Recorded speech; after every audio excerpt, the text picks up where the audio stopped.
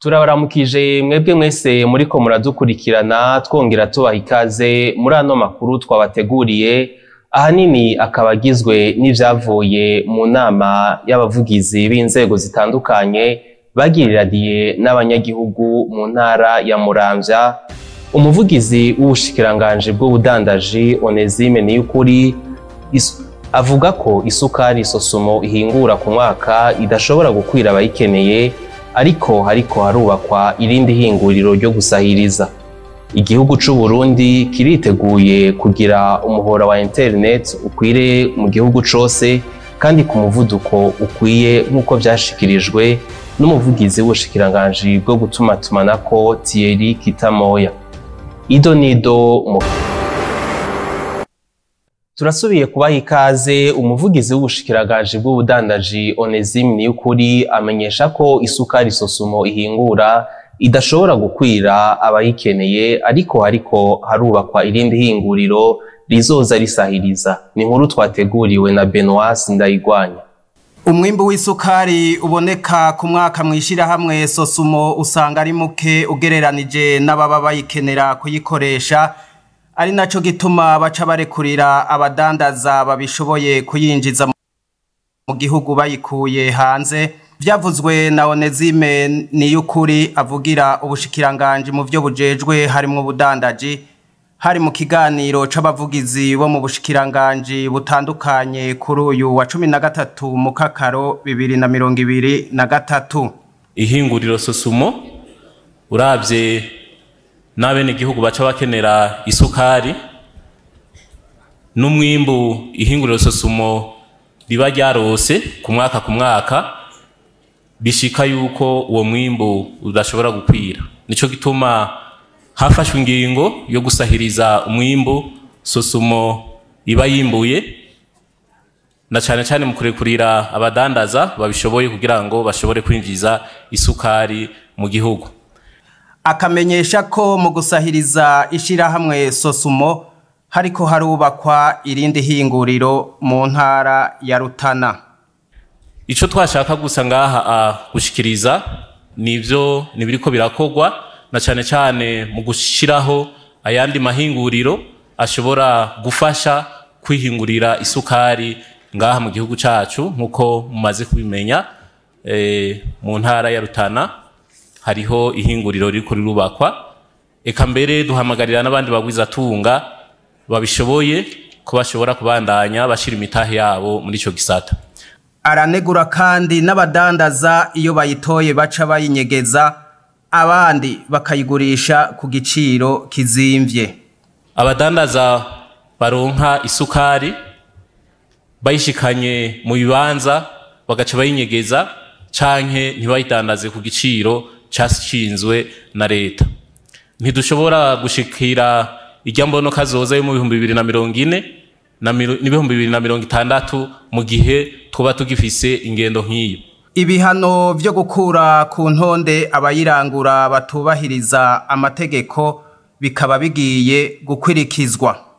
Igihugu c'u Burundi kiriteguye kugira umuhora wa internet ukwire mu gihugu cose kandi ku muvuduko ukwiriye, nkuko vyashikirijwe n'umuvugizi w'ubushikiranganji bwo gutumatumanako amakuru Thierry Kitamoya. Igihugu c'u Burundi ngo ntikizosigara inyuma y'isi yose mu mugambi wo kwinjira mu buryo bushasha bwa 5e generation mu bijanye na connection. Ikigo kijejwe gucungera ivyo gutumatumanako amakuru ARCT kiramaze kwitegura nkuko bimenyeshwa n'umuvugizi wa ARCT Misago Lionel. Mwomenya yuko ubuhinga bwose yaba DG 3G 4G 5G ubuhinga bwose bufise igikorwa cabwo. Nukuvuga yuko ubuhinga bwa 5e generation buzoba bufise ibikorwa bwiharije, kandi ubuhinga bwari buhasanzwe butari busanzwe bukora. Ubuhinga buraza bugatangura ibikorwa vyabwo, hanyuma impinyanyuro nkuko mugenzanje ahejeje kubivuga zo kubandanya dushiraho ubuhinga bukomeye, ivyuma bikomeye, impinyanyuro zikaba mugabo ubwo buhinga bwaratanguye gukora mu gihugu. Kitamoya Thierry umuvugizi w'ubushikiranganji bwo gutumatumanako amakuru amenyesha ko ivyuma bizotuma ubwo buhinga bwa none bukwira hose bigiye kuza. Leta ari n'uwundi mugambi iriko irafashwa ni banki y'isi yose bita umugambi bita PAFEN waratanguye gukora kuva mu kwezi kwa gatatu kuno mwaka. Uwo nawo ukazofasha abene gihugu bari mu bice vya kure bitegereye ibisagara kugira ngo nabo bashobore kuronka internet.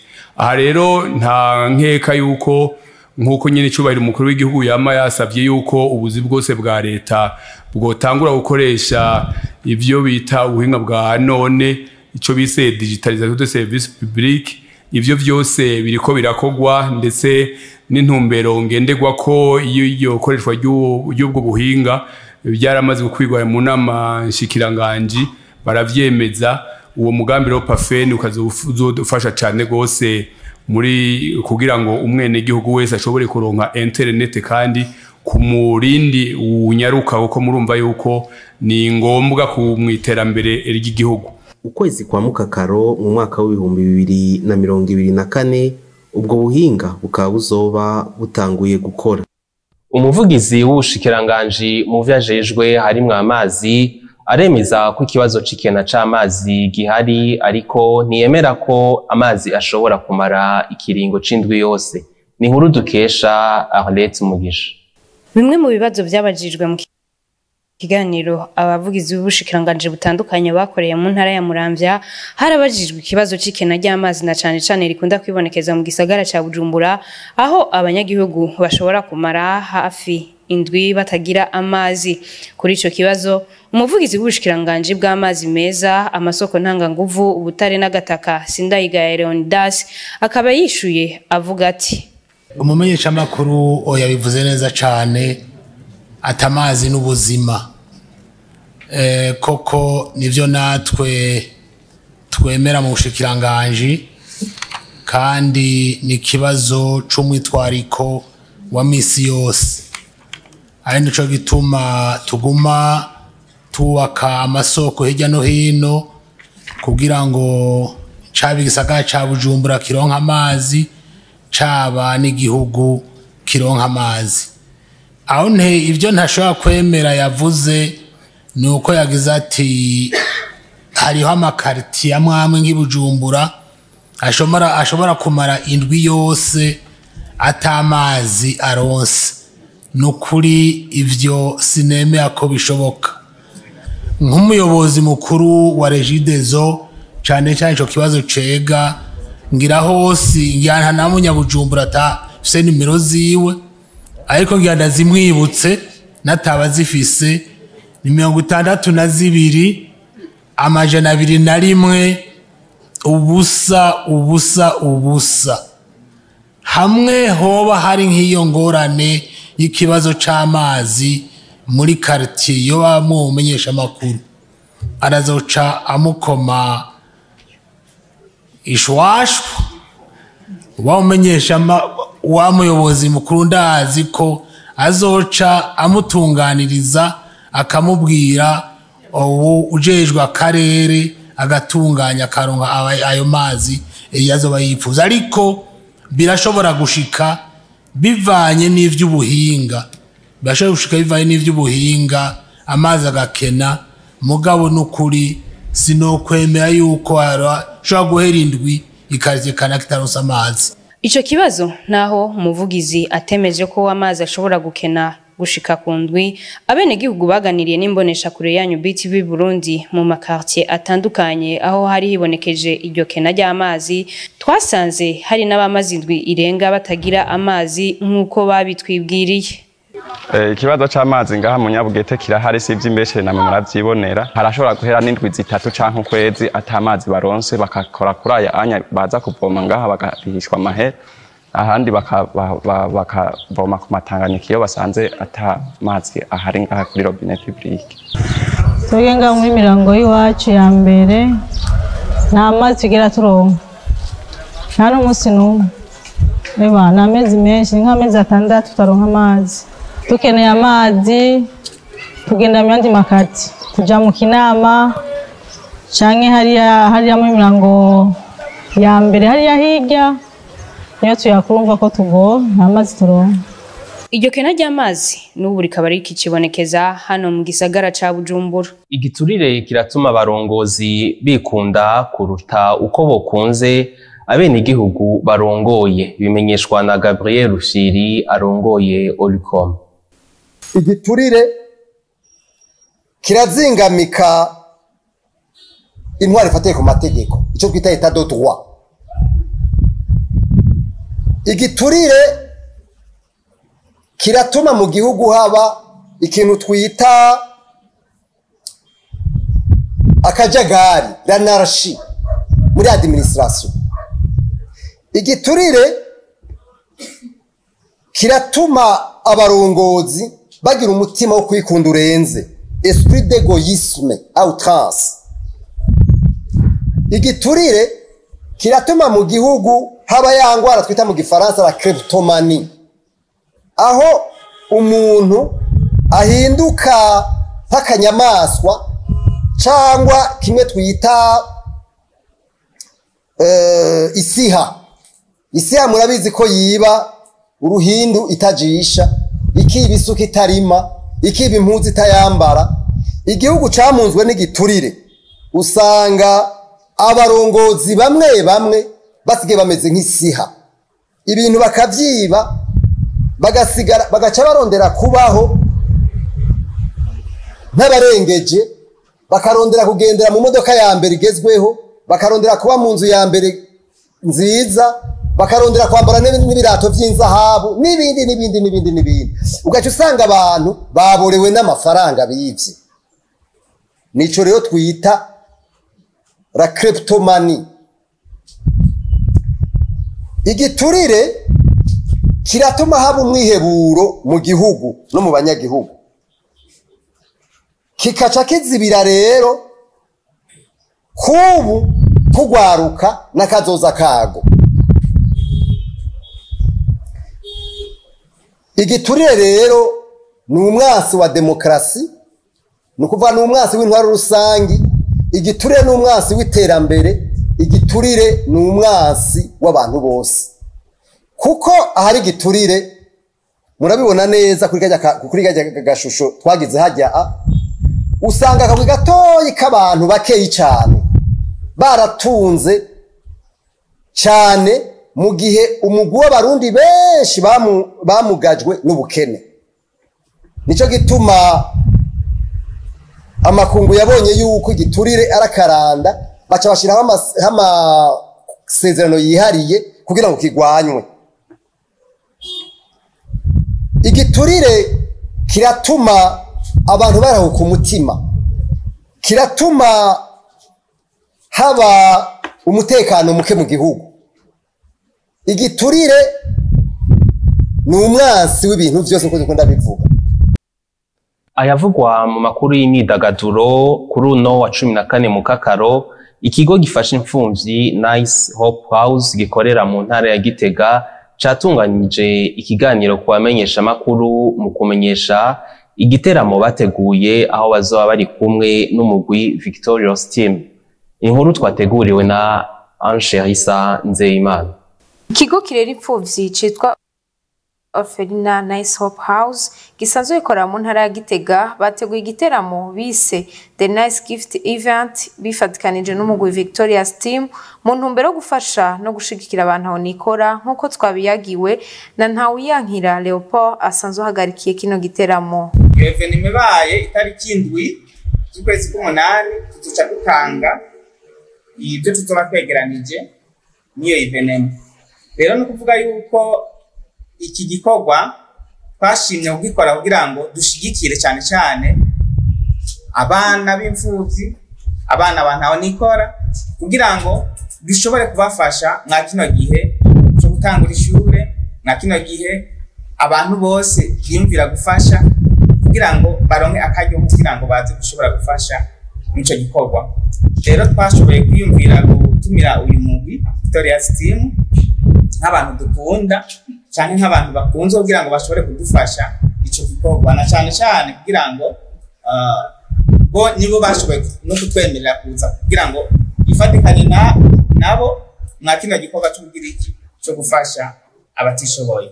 rero nashaka guhamagarira abantu bose turabahaye kaze kugira ngo mushobore kuza kwifatanya natwe icyo gikorwa kidasanzwe mu ntara ya Gitega tugiye gukorana na n'uyu mugwi Victoria's Team. Nayo Nzeyimana Davi asanzwe ari mu mugwi Victoria's Team nawe yagize icyo ashikiriza ku vyerekeye kino giteramo.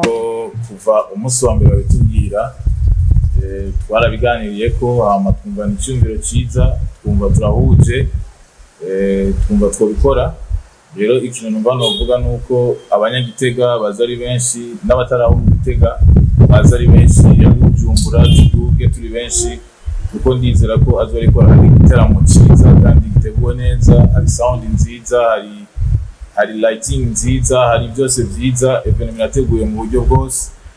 Ni naco gituma twanashoboye kuvuga tuti tubikore, kuko twarabonye ko ari ibintu biteguye neza kandi biri mu rutonde. Igiteramo kikazoba igenekezo rya 6 Myandagaro uyu mwaka, akaba ari no ku nshuro ya mbere umugwi Victoria's Team ukoreye igiteramo mu ntara ya Gitega.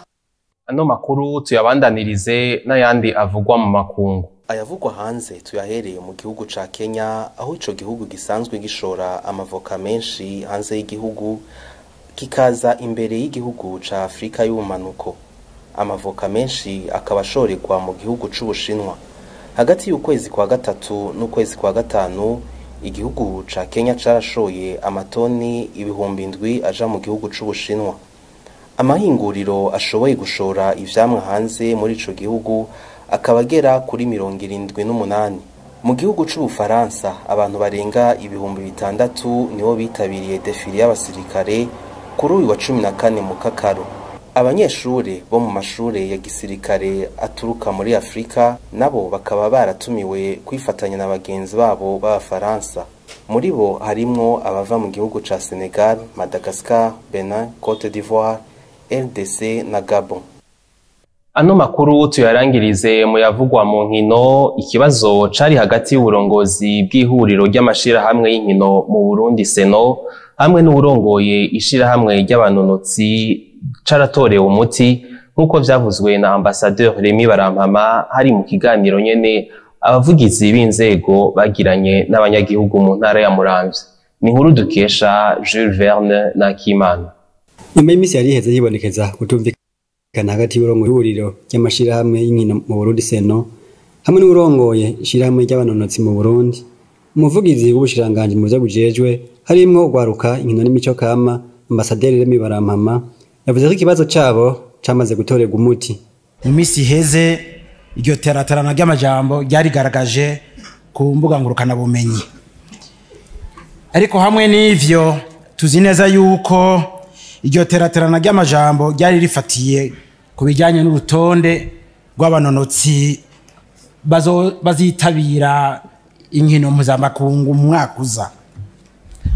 Mu vy'ukuri abo barongozi babiri barazi neza uko bigenda kugira ngo urutonde rw'abanonotsi bazitabira inkino mpuzamakungu rushikweko.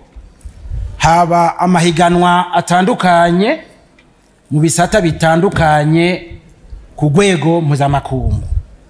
Uno munsi mu Burundi abanonotsi b'abarundi babananya bitabira ayo mahiganwa kugira ngo bikunde haboneke abazogira imyanya myiza gutwe bashobore gushika kuri urwo rutonde rw'abazitabira izo nkino mpuzamakungu.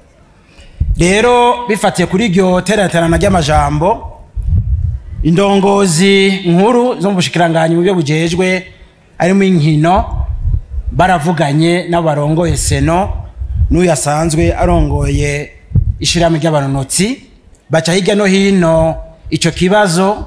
Uno munsi bimeze neza, iryo teranatana ry'amajambo ryagiye rica ku mbuga ngurukana bumenyi ubu vyaracureshe bimeze neza.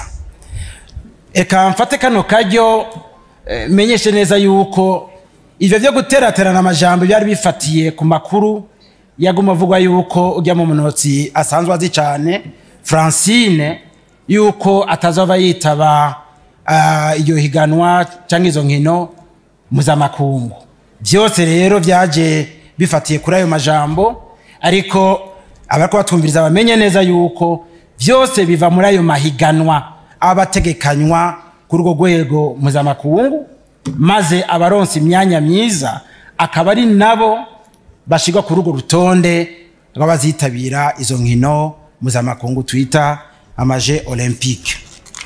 Naho kibazo c'ikena ry'ibibuga vyiza zo gukinira inkino z'amaboko yishuye ko ikibuga cyo kuri Sesinga batahevye kucubaka. Ku bijanye n'inkino z'amaboko zizwi nka basketball, volleyball, handball, mbere tukashiraho n'ivya byo kunagana iyo bita judo, ico kibuga kirategekanijwe. Uyu mugambi n'ubu urabandanya. Ivyabaye hano mu gihugu nuko habayeho gushira inguvu nyinshi cyane mu bijyanye no kubaka kiye kibuga cya kijambere cy'umukino w'amaguru kuri stade yitirirwa Intwari. Ico gikorwa nicyarangira hazoca hakurikira iyo bijyanye no kubaka ico kibuga cya kijambere hazokinirwamwo basketball, volleyball, handball ndetse na judo hariya kuri Sesinga mu Ngagara. Ivyo biruko mu gihe umunonotsi Francine Niyonsaba yamariko aridoga ko abari bajejwe kubafata mu mugongo atabashigikira bikwiye. Ni kuri iyi nkuru duce turangiriza ko amakuru twari twabateguriye kuba yashikiye ageze hagati. Tubibutse ingingo nkuru zayizi yageze. Umuvugizi w'ubushikiranganje bw'ubudandaji Onesime Niyukuri amenyesha ko isukari Sosumo ihingura ku mwaka idashobora gukwira abayikeneye, ariko ko hariko harubakwa irindi hinguriro ryo gusahiriza. Igihugu c'u Burundi kiriteguye kugira umuhora wa internet ukwire mu gihugu cose kandi ku muvuduko ukwiye, nkuko vyashikirijwe n'umuvugizi w'ubushikiranganje bwo gutumatumanako Thierry Kitamoya.